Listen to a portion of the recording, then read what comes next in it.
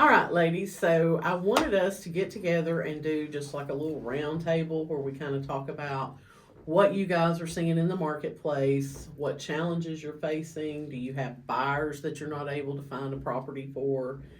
Let's just talk since we all work together. Y'all help me out with my buyers and stuff. So we are recording this. So I'm Amy Schrader with Remax Real Estate 10. I'm Christina Stump with Remax Real Estate 10, and I've been doing this for 2 years. Michelle Hodges, also with Remax Real Estate 10, and I am starting my third full year. Ashley Hunt with Remax Real Estate 10. I've been doing it for a year. All right. So we got a little bit of a variation there on the number of years of experience. So, and I'm not going to call anybody out on this, so y'all just kind of chime in as you want to. But what are you seeing in the market right now? Do you think that business has slowed down? Do you think it's picked up since the interest rates took a little drop in the end of the year last year? What do you think?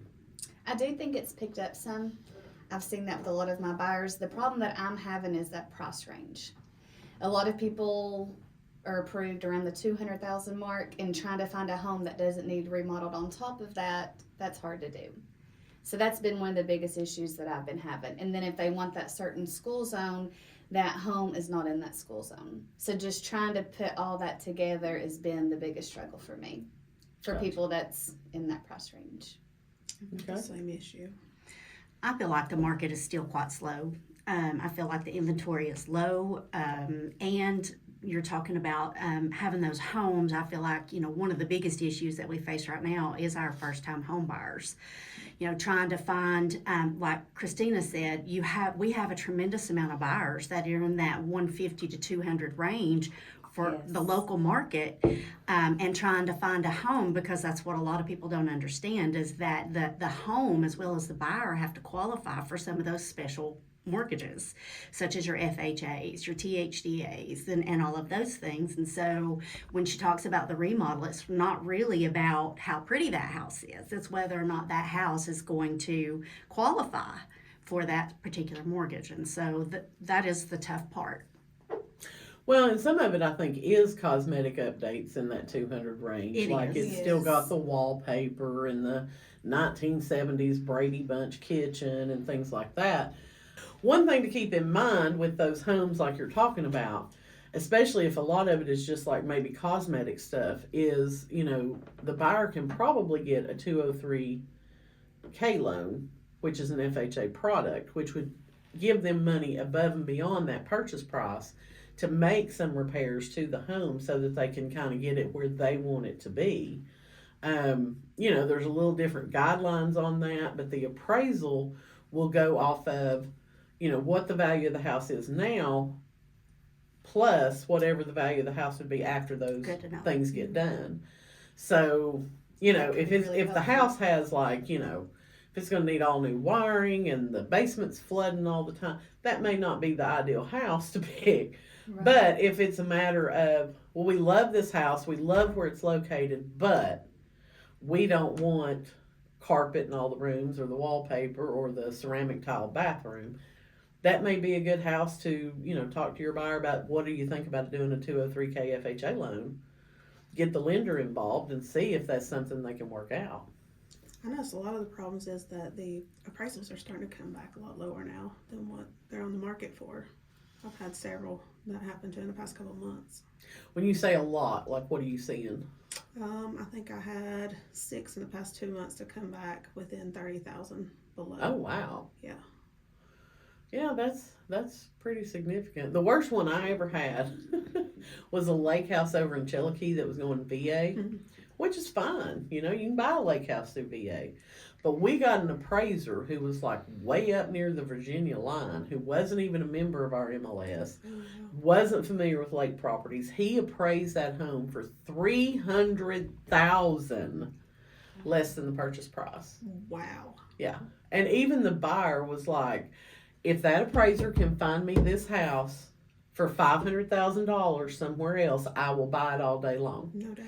You know what I'm saying? And so the VA does have a process that if the appraisal comes in low, you can get a reconsideration of value.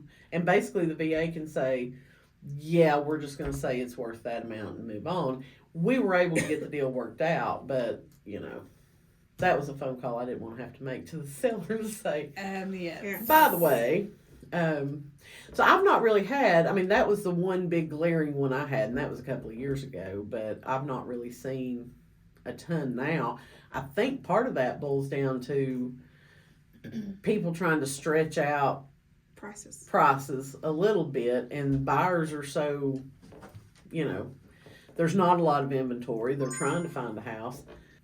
But again, it boils down to if a buyer is willing to pay this for a house, that's market value. You know what I'm saying? So sometimes appraisals come in short, but if a buyer's willing to pay that, then isn't that what the house is really worth? You know what I'm saying? Should be. But 30,000 is definitely probably a hard challenge to overcome. I've been taking a few of those lately. I had one last year. The listing price was $379. We did come in a little bit below. It was a brick house out in Greenville. Needed a lot of work done. So we got under contract at $325, which I know, again, that's a big difference, but there was a lot of work. Well, that appraisal came in $100,000 below. Wow. Holy cow. Yeah, it came in at $297, and it was just, we couldn't believe it. So, of course, I called the listing agent, and they were just like, nope, it's worth it. We're sticking to our guns. We're not going to do it. And my buyers are like, I'll pay maybe $30,000, but we're talking $100,000 difference. There's just no way. And we ended up getting out of the deal due to appraisal. So that's the only experience I've had with that huge of a gap. So That's why it's important to have those contingencies. Exactly. Yes. Exactly. And obviously, when you're financing it, it's very odd, very rare that you're going to have a finance deal that doesn't have an appraisal contingency. But they do happen because, I've had them where especially back in 2021, where the buyer was like, yeah, if it comes in low, that's fine. I'm still going to buy this house. Of course, then it comes in low, and then they're trying to renegotiate, and you're like, you didn't put an appraisal contingency in, so. Amy, why don't you speak to, for a second, the ability for a VA buyer to have that appraisal gap in their offer, and sometimes I think folks don't understand that. That the VA buyer can actually, does have the freedom to do that as well, and it makes their offer as competitive as anybody else's. Right. And that's been a big misconception that the VA is not, or a VA buyer is not allowed to pay if there's a gap. And they can pay just like anybody else can pay. Absolutely. And I've talked before about, I feel like FHA and VA buyers sometimes their offer is seen as less than, a conventional buyer. And with rates what they are right now, I mean, it's so much cheaper. We're talking 1/4 to a 1/2 point interest rate difference between a conventional and an FHA, which is kind of odd. Normally your conventional rate is the absolute best rate, but right now those government rates are better. So, I tell my sellers don't discount them just because they're FHA or because they're VA. Absolutely. yes. Everybody thinks, oh, we're going to have to go through this, huge inspection for the VA. VA doesn't require special inspection. It's just the appraisal. And yes, they have certain things, Absolutely. That the house has to meet, but it's not like, they're digging into the house like a home inspector would. So,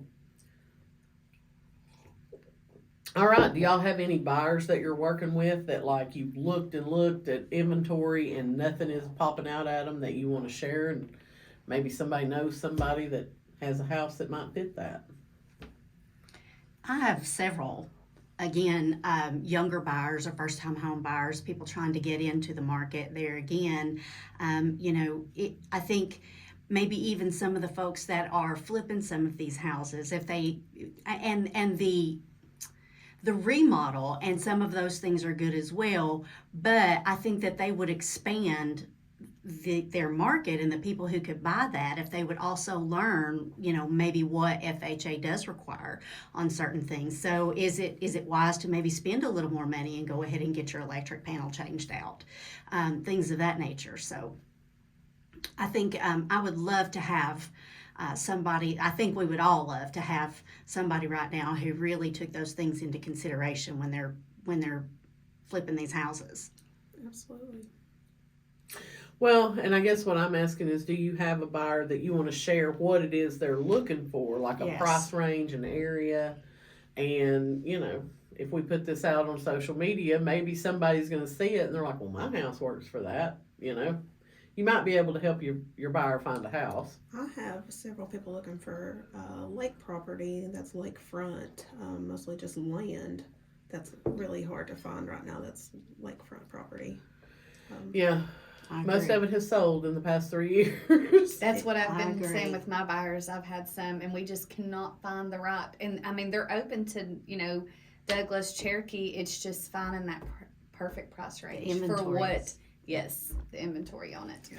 Yeah, because what we've seen, like previously before 2020, and I'm kind of speaking before y'all really got into it, people would buy a lake lot and it'd be 10 years before they planned to build on it. And I think most of the buyers in the past 3 to 4 years that are buying lake lots, quite a few of them are going ahead and like getting on that builder schedule, and they're Yes. going ahead and building. And so the inventory has definitely come way down. And then you've got the unicorn people. Yes. You know who I'm talking about. Yes. Yeah. I'm looking for a lake lot that I can put my camper on. I got about a $20,000 budget. I'm Yeah. like, yeah, that ain't It's happening. not happening today. How many phone calls do we get like Oh. that? All the time. All the Quite time. often. Yeah, and people I don't think understand that unrestricted is truly a unicorn. I mean, like it's very rare when you do get them. It's usually larger tracts of land, Hmm. and they're going to carry a hefty little price tag with Right. them. And that's why all the land got bought up by developers Right. and put into Right. subdivisions, because the average Joe, can't afford it. It's like that property on Doe Drive I sold last year. It was like 10.5 acres unrestricted. Sold for $700,000. So most people can't afford that, unfortunately. Fortunately, especially with the interest rates lately. Well, I have a couple of buyers that are looking for, again, that there's something in that 150 to 200 range that offers, at least maybe an acre of land. They'd like to be outside the city limits. They, want a little bit of privacy, but so if anybody out there has something along those lines, that again, my buyer is FHA, so the house would have to qualify. But yeah, we'd love to know about it. And on FHA, I mean, people think, oh, there's that government loan talk again. But I mean, really, as long as the house, like you're not going to catch it on fire with your electrical. Right. You've got the GFI Right. outlets where they need to be. Your roof's not leaking, and peeling paint to me is like probably the biggest Right. issue on the outside of the house.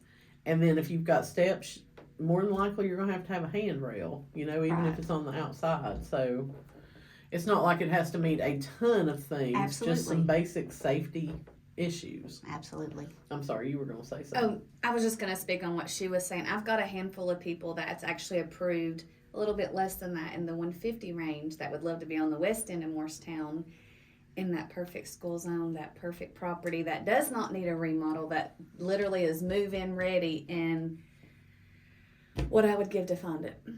And it is hard in that 150 price range. And I've got one that's 175 that wants the west end as well, and it's just we've looked and we've tried to seek other things, and it's just their family, and all of that matters, being somewhere safe, the school zones, the areas, and it just makes me feel so bad. So then they have the conversation, well, does it make more sense to rent versus buying? But they're literally paying a house payment. They So it's are, like, but what right do you now do? they're probably better just trying to save that money to build towards a bigger down payment. Exactly. Yes. Because I mean, honestly, under 200, y'all know this. It's going to be It's- real hard to find Absolutely. anything. And I'm so proud they even they're qualified, they can do it. It just makes you feel terrible.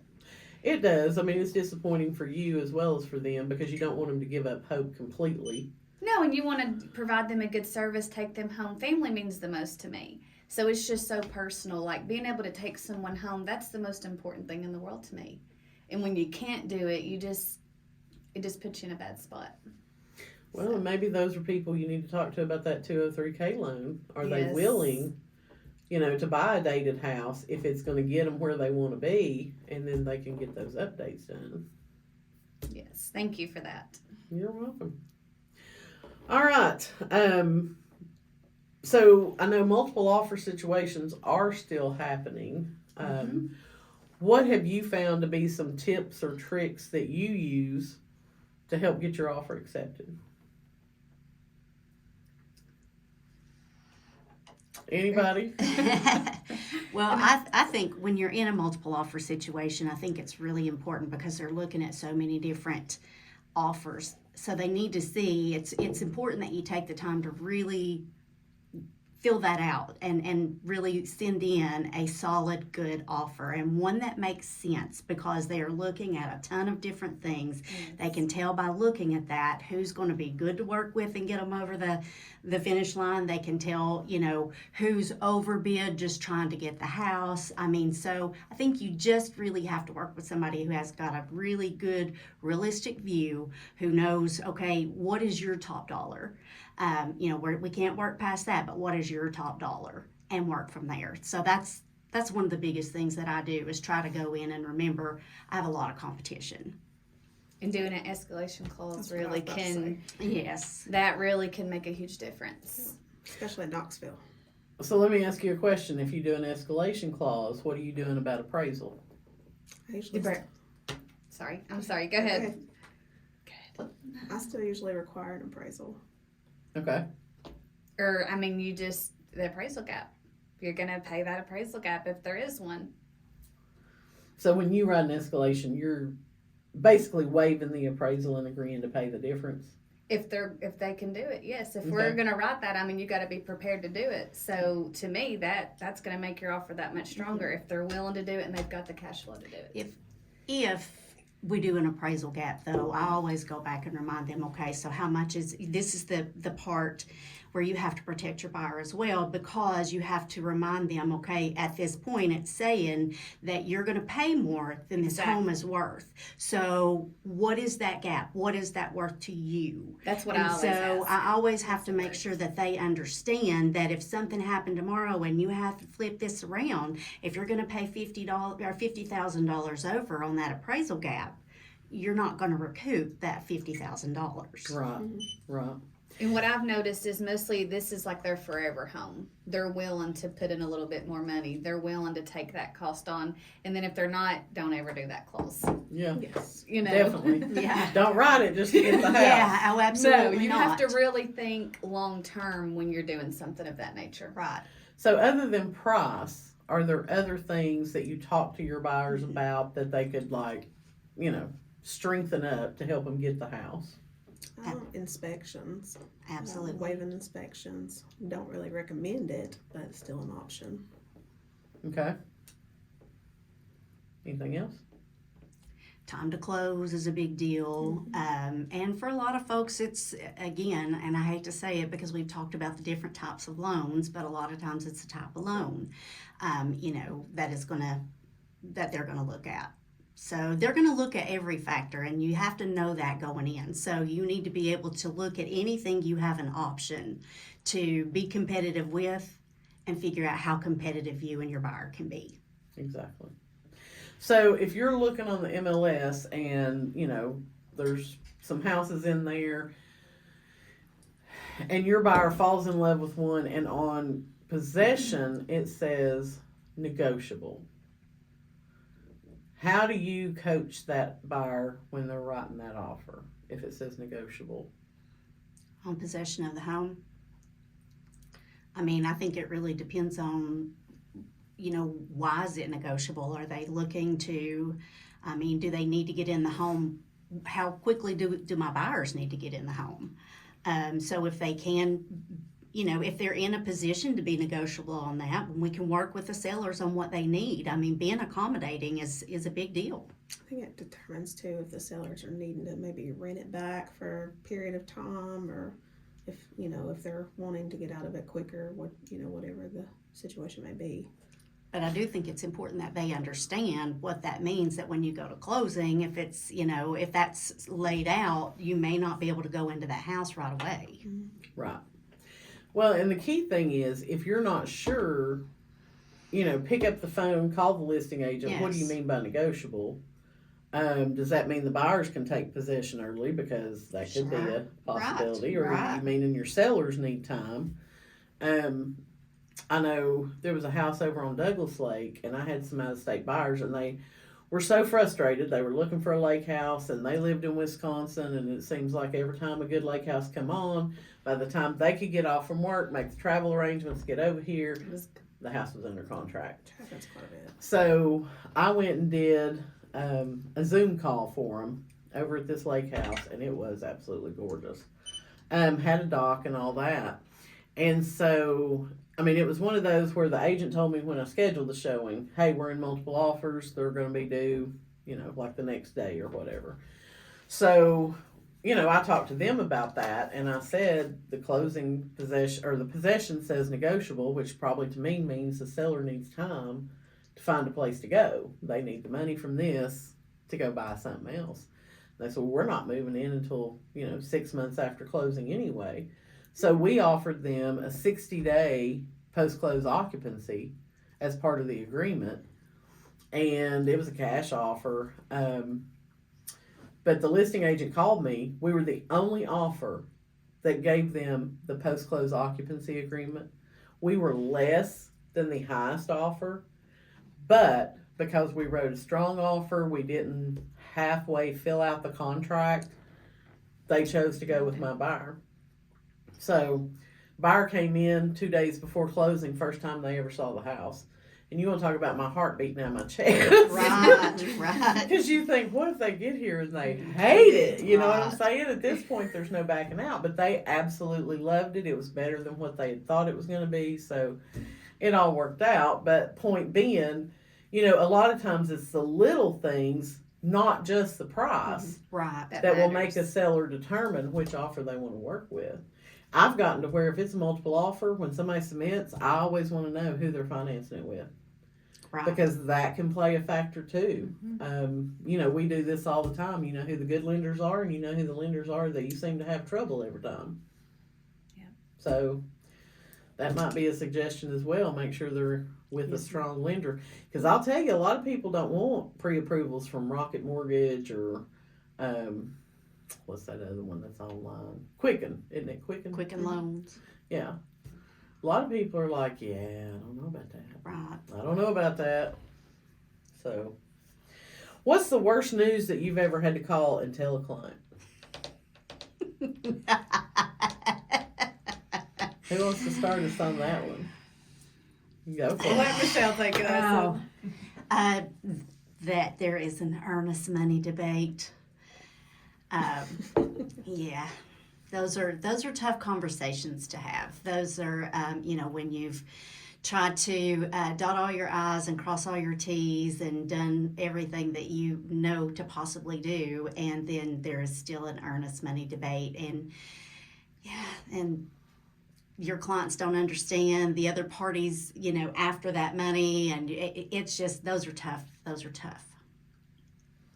I'm gonna tell you, when you're having to call somebody with a $30,000, I mean, if you were representing the buyer, then that wasn't an issue for you. But that having to call the seller on those appraisal gaps. Yeah, mine was the seller actually. On that Okay.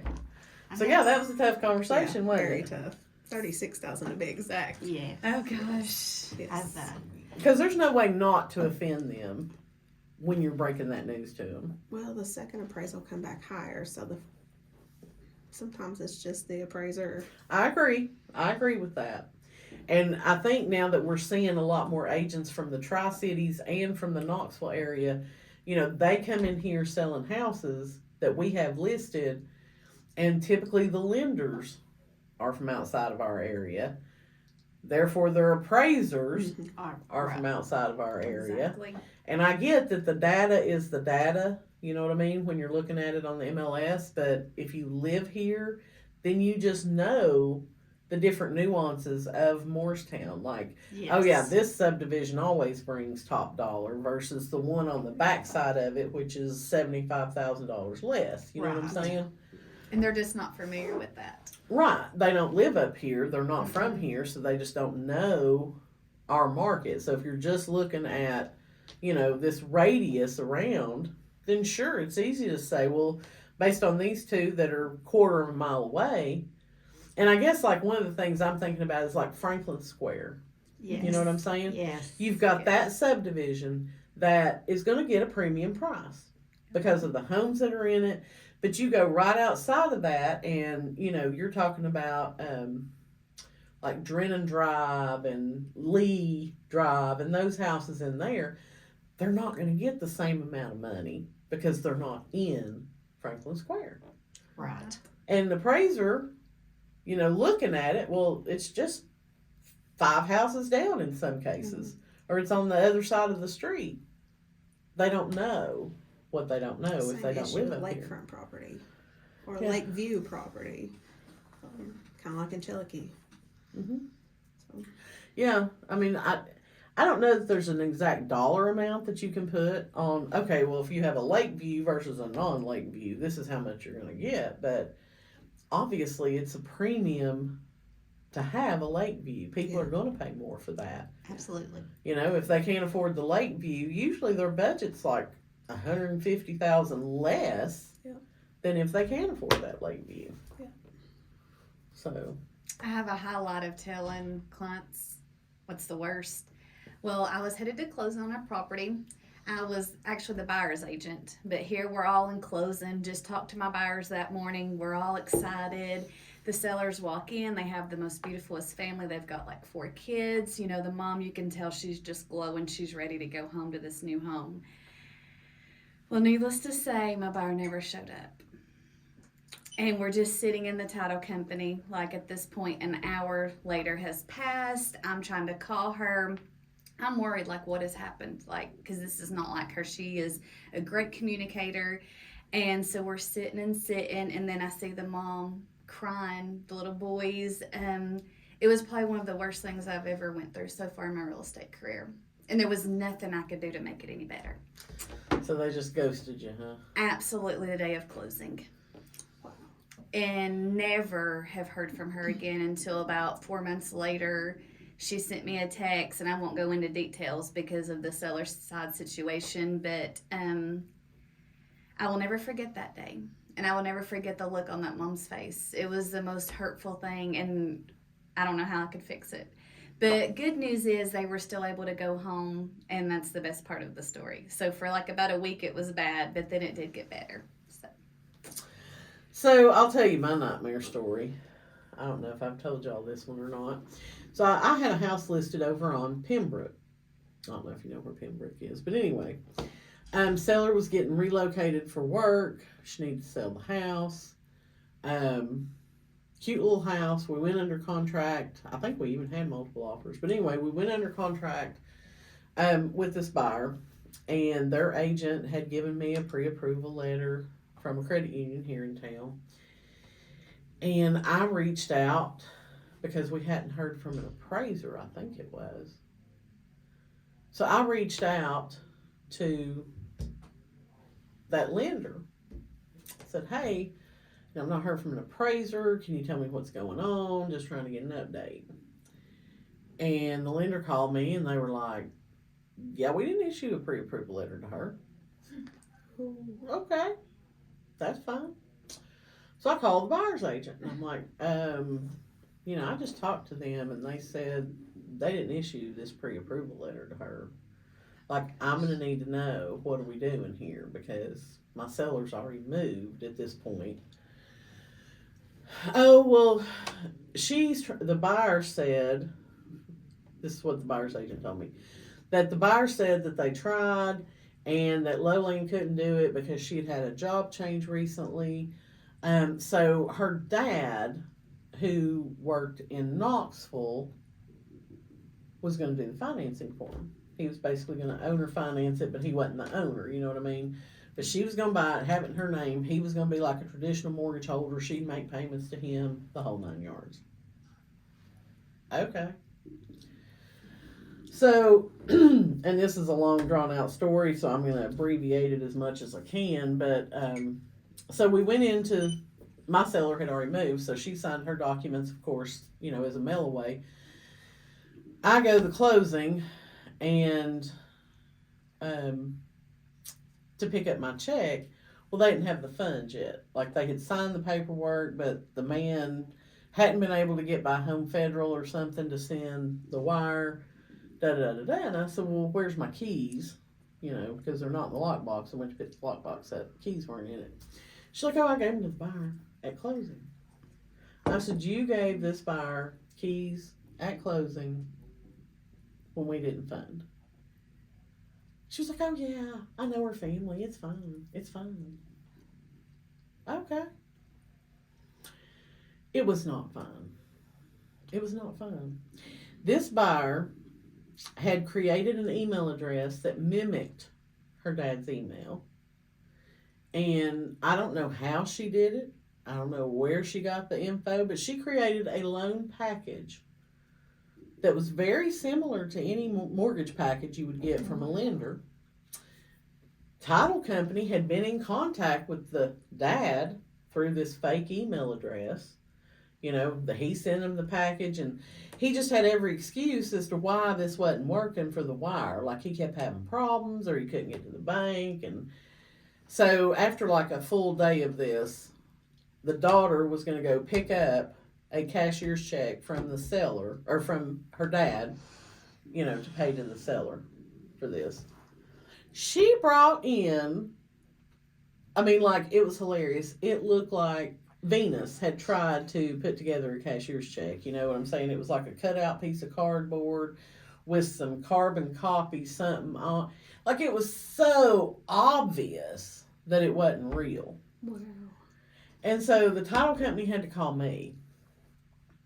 And then I had to call my seller, who thinks her home is closed. Oh, Who thinks she is, you know, done. And say, this was all a sham. This was all a sham. So, long story short, she did get prosecuted. I think she is currently in prison for mortgage fraud, as well as a nice few little other charges against I was her. just thinking, like, did she really think she could get to closing and get away with that? I don't know. blows my It's like, mind. that's my thought. It's like, how did you think It was going to go through. it was going to go through? But the bad part is, like, she was married, and her husband had no clue that she had done any of this. Wow.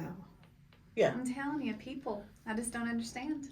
I don't either. Like, I don't know how you, I'm like you, I don't know how you got to the point where you thought that all this was going to happen. Did she think the title company was going to record that new deed before we got the money for it? Or, but yeah, that was probably the worst call I've ever had to make. That lady was so not happy. And like, I get she understood it wasn't necessarily my fault, but in the customer's eyes, it's your fault. Whether Absolutely. it was or not. It's your fault. Absolutely. Always. Like, I should have done more to find out that and I'm like, honey, she had the title company fooled. Okay, so yeah, it's just, it was not good. Not good at all. That's terrible. I'm so sorry that happened to your seller. Yeah. Ended up, she pulled the listing from me, which I totally understand. Like I said, in her eyes, I should have done more. You know what I mean?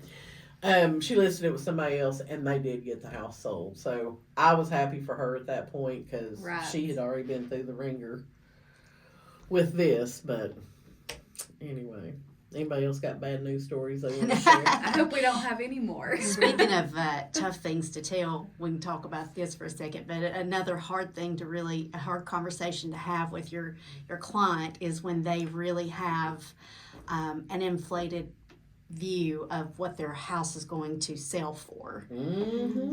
And you have to have the conversation that the market value does not match that. That is never, ever easy. No, it's not. It's not. And I mean, another conversation that's not easy to have, because you're having this conversation before they're really your client, is, you know, you walk in, they're wanting to list their house, and it's just a hodgepodge of stuff. You know, it's not like they're hoarders, because everything is very neat, very organized, and, you know, decorated, I guess. But they just have so much stuff that you feel overwhelmed by it. You know what I mean? And that's what we talk about decluttering. It's hard to picture yourself living in a home like that when It's you're hard so to see overwhelmed. the house Exactly. because all you're seeing is The their stuff. stuff. Yes. And it's every nook, every cranny, every corner, every shelf, everything. You know what I mean? And that's a hard conversation because, It like is. I said, they're not really your client yet. You're on that appointment and you're there, and they're like, "So, what do you think? What is there anything I need to do before I can sell my house?" And I'll never forget my first experience with that was up at cabin up at Lone Mountain Shores. And it was a lady that I actually knew, and she had had her house listed with 2 or 3 other agents and been on the market off and on for a year or more. And this was obviously back before like COVID and everything, so this is probably 2017. And it expired with that agent. I sent her a letter, and she called me and wanted me to come out there. Well, she had a gorgeous house. I mean, it was like 4,000 square feet, had a good view of the lake, sat on like a 15-acre lot over there in Lone Mountain Shores, because you know that's not unusual over there to have a larger size lot because of the way the land laid. But yeah, she had way too much stuff. I mean, literally, there were a couple of rooms where like there was a designated path for you to go down that room. And she used to run her business in the basement of that house, so they had like an office set up with all these desks and phones and all that. And so she said, "So what do you think? Why do you think my home isn't selling?"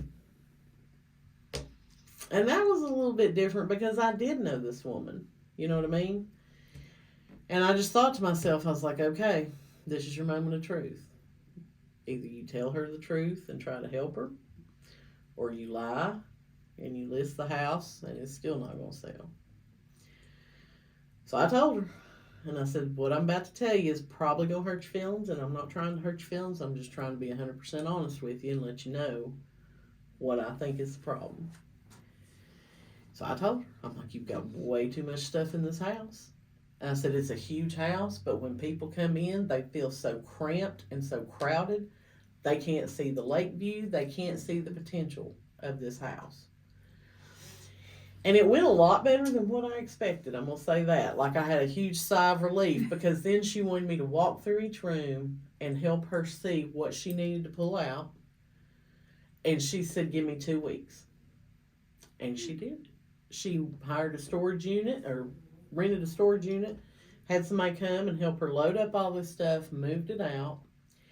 And within 30 days, we were under contract with a cash buyer and got our house sold. That's awesome.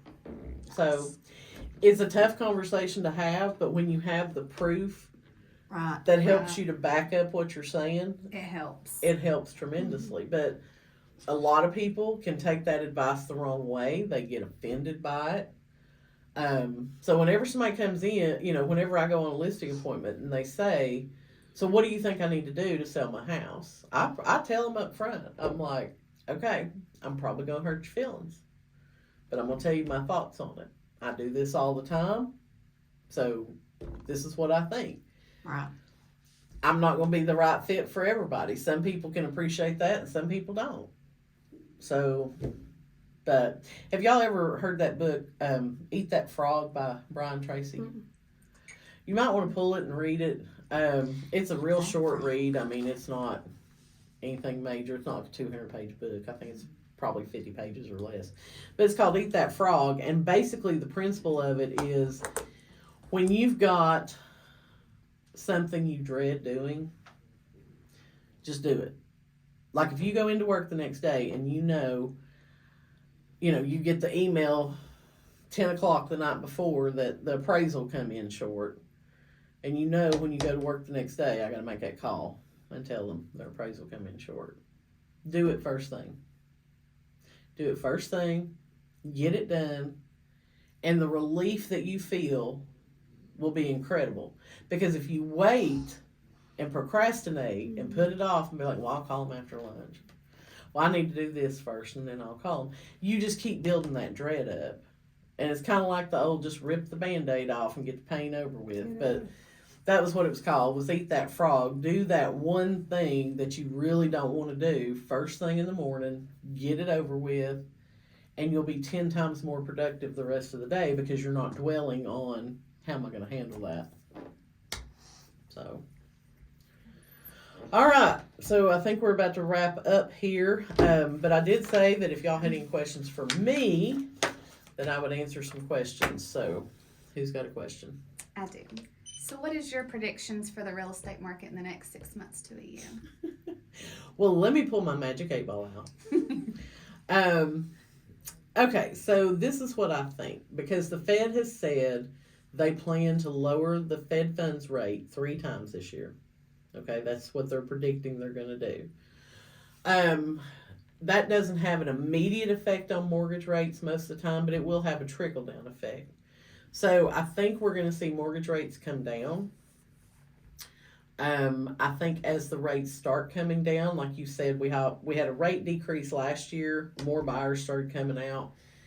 When rates start falling, people who have been sitting on the fence about listing and selling their house are going to be like, okay, the low 6s, I think I can deal with. They don't want to do 7 or 8%, but the low 6s, I think they're going to accept it. And I think we're going to see more homes come on the market. And we're going to see more buyers. But most of those people who have to sell are also going to buy. So I personally think that we are going to see a market probably not as crazy as 2021, but pretty close. Because I think when those floodgates start to open again, it's going to hit. I don't think people are going to be crazy like waiving home inspections and doing all that kind of thing. But I think it's going to be, heated again. I think you're going to see homes going under contract that have multiple offers.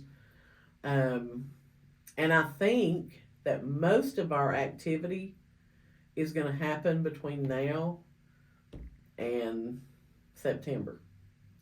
And I say that because this is an election year.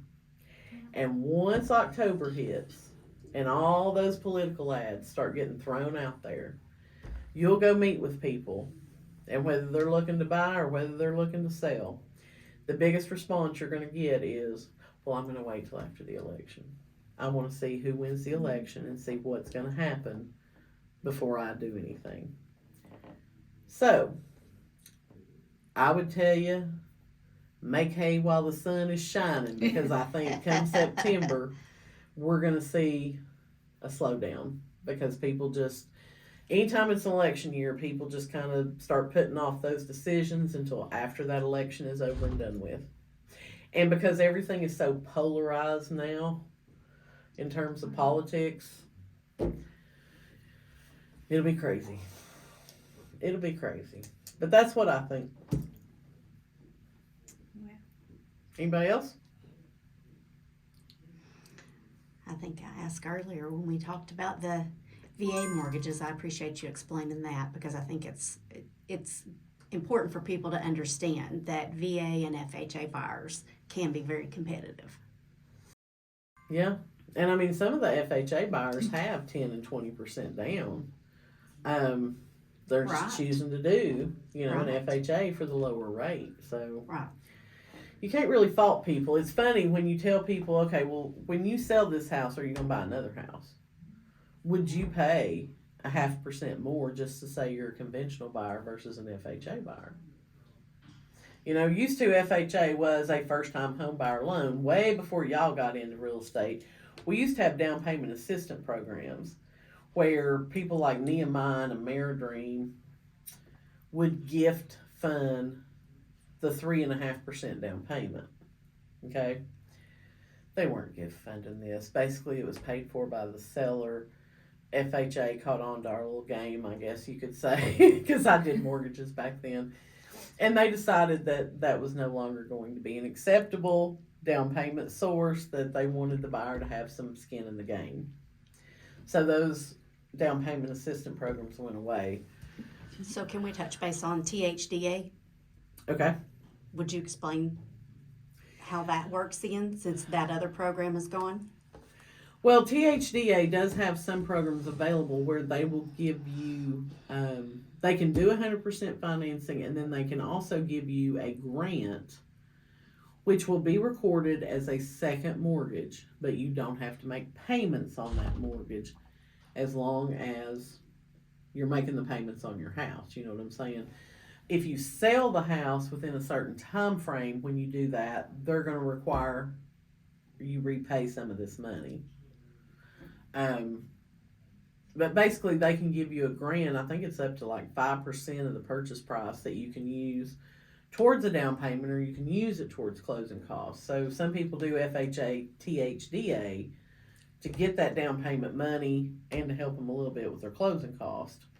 And THDA is going to be a stricter set of guidelines for both the buyer and the house. Like, you know, you got to meet certain things. You got to be a first time home buyer, which does mean 3 years. Like, you know, if you owned a house 10 years ago, you're still a first time home buyer to THDA. So yeah, that's definitely an option to look at. I know the first home I bought, I went THDA, and this was years ago, almost 25 years ago. The guidelines were a lot different. They did require a survey back then. But you know, I'm a single mom, and it was like I had to write a letter to explain that I don't get child support. I just thought that was ludicrous, you know what I'm saying? You had to provide proof of what you were paying for daycare. Like, it wasn't just what was on your credit report. Right. Like, they truly looked at what money you spent out on a regular basis. So they have refined those processes, I think, a little bit. So next time we do it, we may need to pull Kim Swan or somebody in here to help answer Yes, some of that'd be these great. lending questions. But because things have definitely changed since I was in the game. And you, as a listing agent mostly, do you notice that where there's so many out-of-state buyers coming in trying to sell now, are they facing a lot of capital gain issues? You mean for like people that were out of state that bought here and then Wanting to now sell. they're selling to move somewhere else? Mm-hmm. I don't really see them facing it a whole lot if they've lived. Obviously, the capital gains is you have to live in it for 2 years. Right. So if they're living in it for less than 2 years, I don't know that they're really making enough money right now that capital gains is going to hurt them. It's not going to be like if you bought in 2020 and tried to sell at the end of 2021, Mm-hmm. that'd probably hurt you. But people also need to remember that whatever improvements you've made to a property in that time will help offset what you're going to pay in capital gains, because they're looking at, okay, you bought the property at this, you invested X number of dollars in it. So I think right now a lot of people are going to be right at that break even Mm-hmm.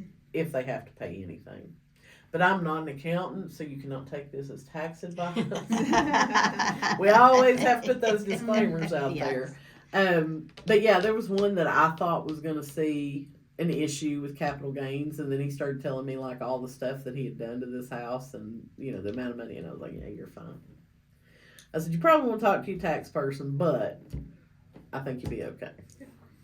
So, but that's something people need to take into consideration. Like, it's not just, you know, well, I don't like the house, or I don't like where it's at, or I decided I wanted to be over here and sell your house and move. Like, there's things people have to take into consideration. Yeah. So, all right. Anybody else? Good deal. Well, thank y'all for coming in and doing this with me. I'd like to do it again in a couple of weeks. What do you think about the name Real Estate Ramblings? Sounds good to me. I like it.